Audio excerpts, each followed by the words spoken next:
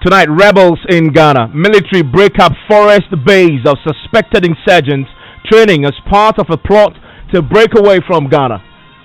As you know, this was a dawn operation. So we came at dawn. And at the time we came and met them sleeping.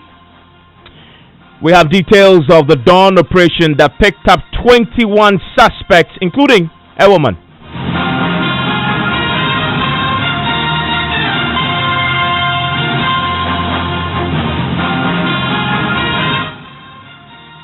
This is Top Story with Evans Mensah.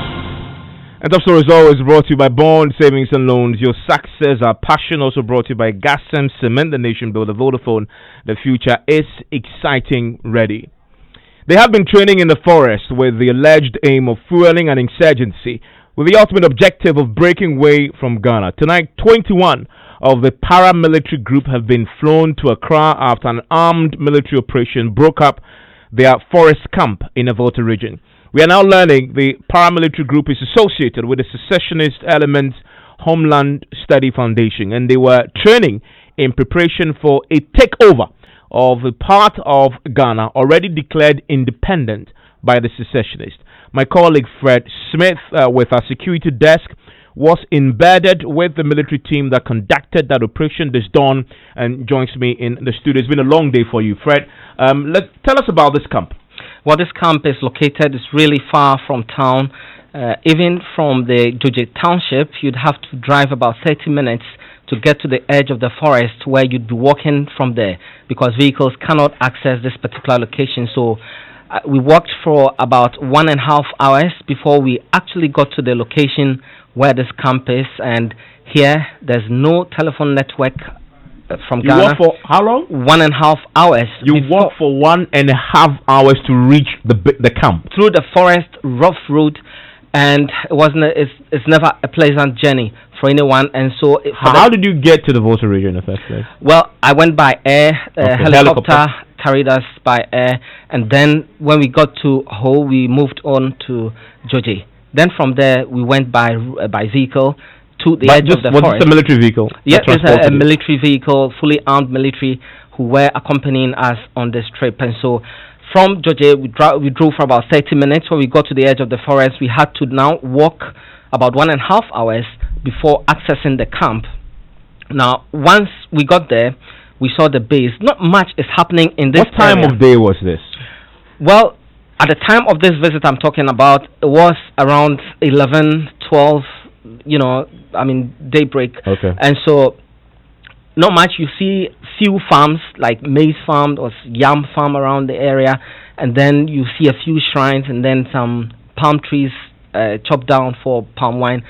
But there were no settlements at all in that area. This was pure forest. Exactly. And that's very close to Togo, because the network we were receiving in this area wasn't networks from Ghana, they were networks actually from Togo. That was confirmed to us. The camp itself, the training camp itself, is inside a valley. And in this valley, the trees have grown in such a way that it covers it for it to look like a cave. So there's a canopy that has been created by the forest, by the vegetation. Indeed, okay. And that the military a good hiding place. Yes, a very good hiding place. The military officials who conducted this operation have been explaining to us that it is a very strategic location, and it's a place where if the skilled men, were actually undertaking such an operation, they would have chosen. So it means those who are undertaking this knew what they were doing. They are skilled. They know their craft. From there, we managed to have a conversation with the second in command, that's Major Delali Dean. He actually led the operation at dawn. He's been explaining to me how this whole thing happened and what they've been able to pick up at the scene. As you know, this was a dawn operation, so we came at dawn. And at the time we came and met them sleeping. Because obviously around that time, you will expect that in a training camp, that is the time they sleep. Training starts at dawn, but not the time that we came. So we met them sleeping at the time we came. So which side were they sleeping, if you can point to me? Okay, so you can see just behind you. You can see those black polythene there. Okay, we can walk to that place and to find out. So we're walking up there to check where they were actually arrested, and we're told that they were sleeping when the arrest happened this dawn. Okay, so I can see mat. A mat, yes. Okay, so and this one is like a canopy for them. They use wood and rubber to cover the top, and so they were sleeping under. There were similar structures here. You can see another mat which we bent. Okay. This is a mosquito net. That is a cover sheet. You see the boots. You can see even bowls because they sleep here, they eat here. Okay. So you can see some of their cooking utensils or the bowls that they used to eat. So this is where we found most of them. Then there is another place down here. I don't know if you want us to go there, you see. Okay, let's do all we can do here, then we can go down there. Yeah, so so that is it. So they were sleeping here. Okay. This is where we found them sleeping. All right. How does such a place qualify as a military training base? Okay, I'll start with the vegetation. You see how thick the vegetation is. This one, it affords natural cover. When you are here, until somebody enters, the person will not know that there are people here. Here, even without the tent they did, or the canopy they did, you can sleep under it. It gives you shade during the day. Even when it rains, it will be difficult for the rain to touch you because of the natural cover that it provides. At the same time, the vegetation also, it allows you to escape when there is any attack. You know that out of 25, you got 21. So therefore, we believe strongly that they are people who know this place very well. So they were able to escape. This is a new terrain for us, and so they were able to beat us. Now you look at the terrain itself, the ground. You see the ground is not flat. Okay. It's undulating. It can do a lot of things. The ground itself is suitable for training because it is rugged. You can see the valleys. Some places there are valleys, some places there are high grounds. And so being working around here is enough to make you fit. Then the same way again, you see the river line that you see there? Yes, when you are escaping through this river line, where we came from, this one takes you straight there. So assuming an attack comes from this direction, you only jump into the valley there, and it leads you straight outside the camp, and you are gone. Does this give the indication that those behind this training camp are actually skilled in military matters? Well, as a professional military officer, if I am in charge of such a thing, I believe that I will do some of the things that I've seen. And so even though I can't tell whether they are skilled or not, but this is obviously people who know what they are about. You know, these are obviously people who know what they are about. So that's a briefing there from the commander who led this particular team. Did they find any weapons there? Well, they only found a cartridge. They did not find any with the recruits themselves because they had only gone under training for just a week, and per the military training procedures, you undergo training for some time before you are actually handed weapons. And so these people had never handled weapon, and so the officers who undertook the operation said they did not find any weapon with them. How many officers were involved? How many military men were involved in this operation? Many of them, Evans, it didn't even cross my mind to start counting. Okay. But you were part of this, troops walking in the forest, just going, all of them armed. Indeed, they're very armed, and I tell you, it was even difficult for them locating this particular place. And if anybody is recruited and walks that distance to access the training camp, I'm sure that gives you enough endurance to undertake, it prepares you enough to undertake this kind of military training there. What do we know about these elements who were allegedly training in this camp to defend a part of the Volta region the secessionists have already declared independent? These are people recruited from various backgrounds and from different parts of the country, and so some of them I spoke to. This young. You're actually able to talk to some of them. Indeed, one of them I spoke to. He is an Okada rider in Dodua. I see. And he had arranged with his brother. In fact, for him, two other brothers were supposed to join him in the military camp. They didn't get enough money to pay. Mind you, they are charged 800 cedis to be part of this whole thing. And so they are rather paying to be part of they are actually paying money to be part of this. And so they didn't get enough money to pay. So only two of his, he and his other sibling managed to come. The other one could not make it, and he was at home at the time. They're saying their father is unwell, and the mother had traveled, and so they could not tell their parents. I met a lady, the only lady amongst them, who is also she tells me she was a teacher in Kaswa. So it tells you. Also left Kaswa to join the camp. Indeed, she left Kaswa to join the camp. I asked her if she was sexually abused because she was in the midst of men in the forest, the thick forest for 1 week. She said no. Okay. I mean, so why were they paying to be part of it? What were they told? They didn't know what they were doing? What was their objective and motive? What was it? What was their mission? Well, they say they had been told that they were training for the Ghana Army, and that this was a protocol training or protocol recruitment into the Ghana Armed Forces, and so that was what they initially were told. Yeah, they were told initially. And so when they got there, inside that valley, there's a pot I saw. The officers tell me they were told anybody who crossed the port, you won't be able to, you're going to die. You enter Togo and you'll be killed. Then their mobile phones were also taken from them, so they couldn't reach anyone outside of that cave. And that's how come they remained there. They didn't know what to do, so yeah. So that's your story, that they sort of been held there against your will? Yes, because in getting them to come, they thought that they were coming for Ghana Armed Forces recruitment, only to get there and be told that this is part of the Western Togoland. But some of them agenda. escaped. Who are these? Are these the leaders? Well, these are the leaders.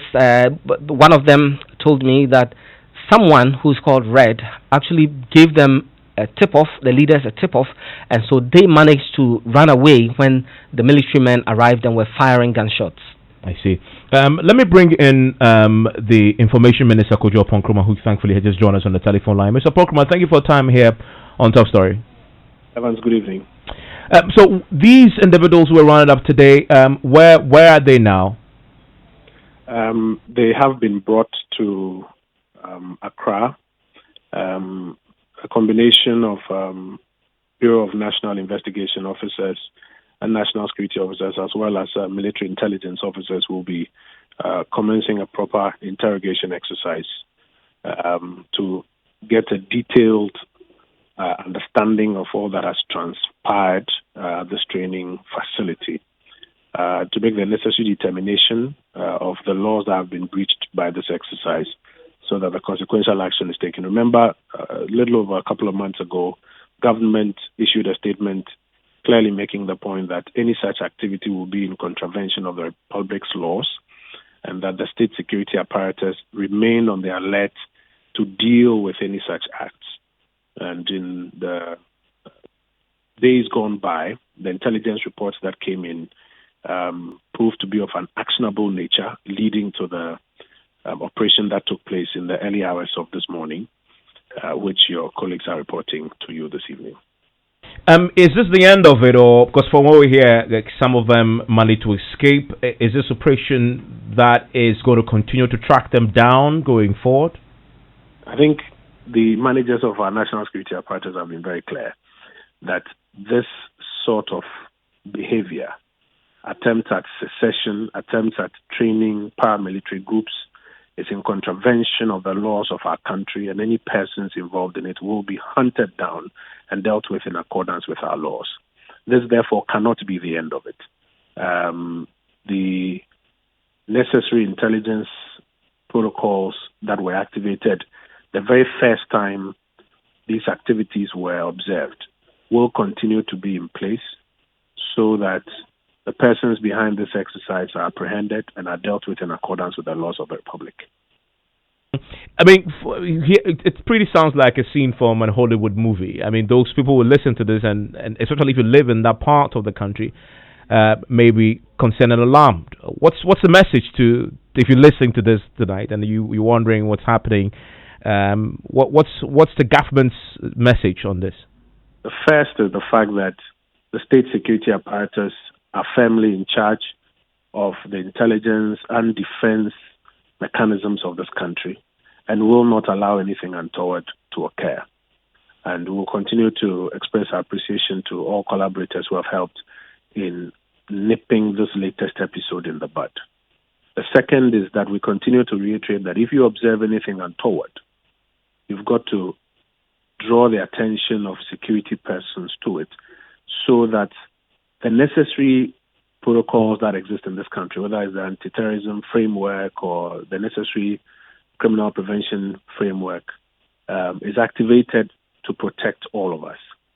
The third is that if anybody approaches you with any story or a combination of stories, that there are some arrangements to get enrolled into some security or military groups in this country, that is outside the normal advertised procedures of Ghana's armed forces, it must put you on alert, and you must do well to inform the necessary persons to deal with it. As is being suggested in some of the earlier comments by some of the arrested persons and even in the intelligence briefs, some of these persons are initially lured that they are going to be put into some army, sometimes they say Ghana Army, etc., and get them to even pay. And it will not excuse you if you get involved in any such acts claiming innocence. So Ghanaians can go to bed tonight knowing that the national security apparatus, the military intelligence, the Ghana Armed Forces are on all fours. Ghanaians are encouraged to draw the attention of the state intelligence and security agencies when you see something untoward. And thirdly, Ghanaians are also encouraged to be on the alert ourselves so that we don't get caught up in some of these very untidy situations. Just out of curiosity, I mean, from the closeness of that place where the operation happened to Togo, and the suspicion that some may have already crossed into Togo already on the run, is there a trans-border collaboration as part of this investigation that government is exploring with our Togolese friends?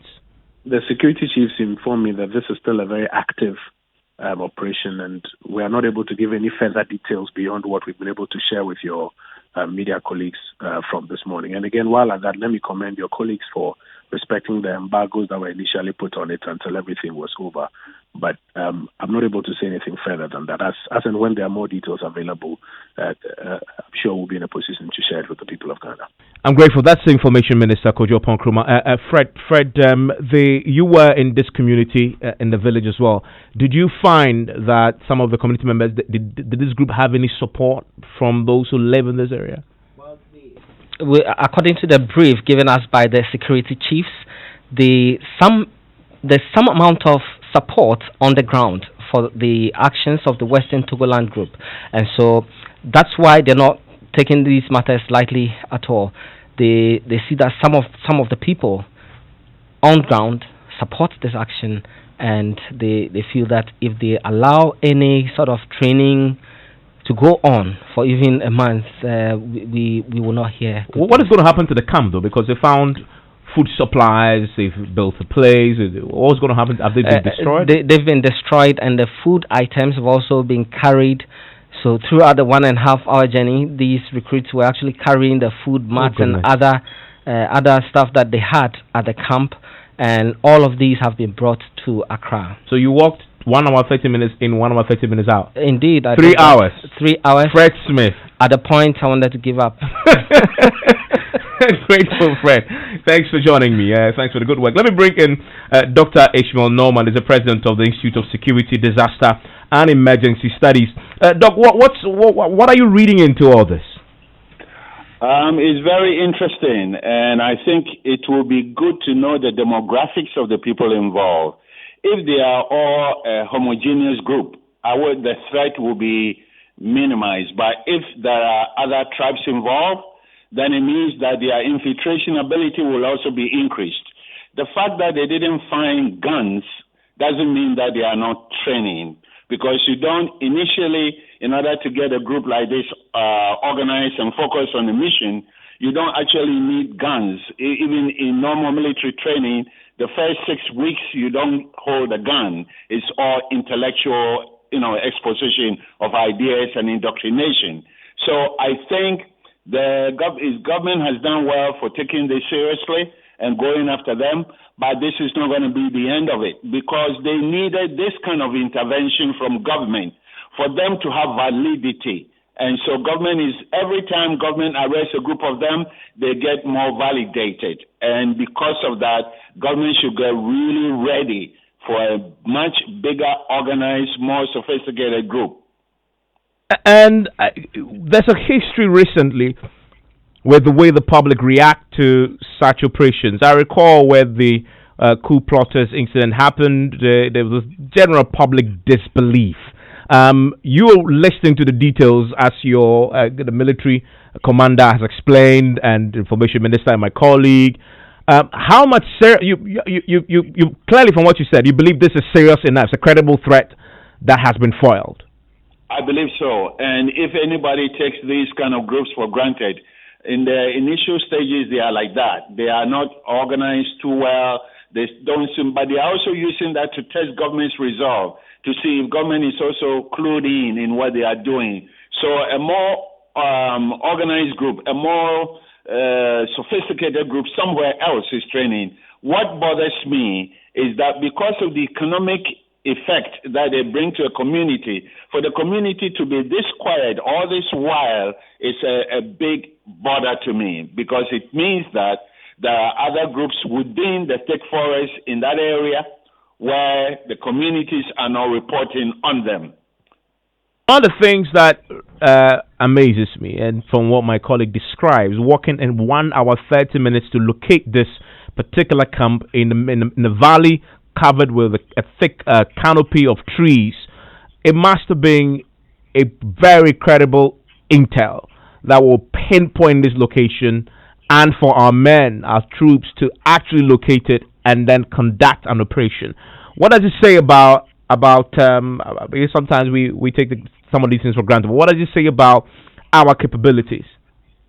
Well, I think the more the police and the soldiers are coordinating activities with the people, the citizens in the area, I think their intel on the ground will become even more, will become better.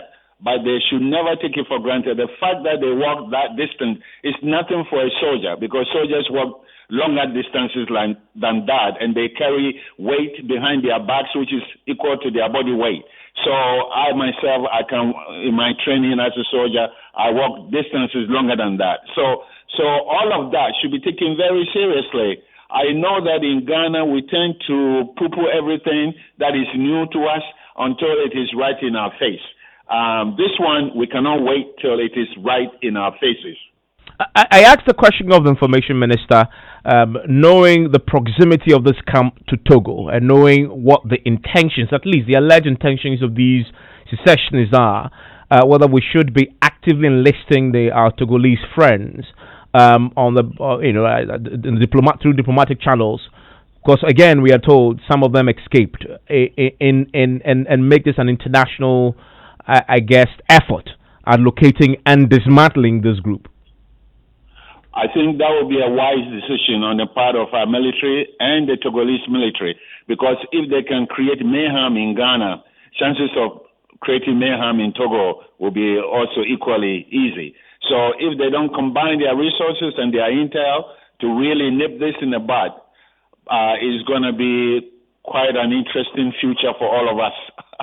I mean, what do you make of the way these elements that were arrested today were recruited? Well, we've heard a lot of them were lured with the story that they were being recruited into the army.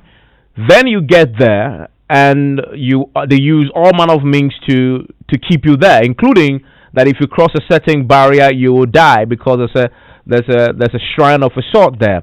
What does it say about the intentions and the willingness or the capacity of those who may be putting this together for an insurgency, as we've been told?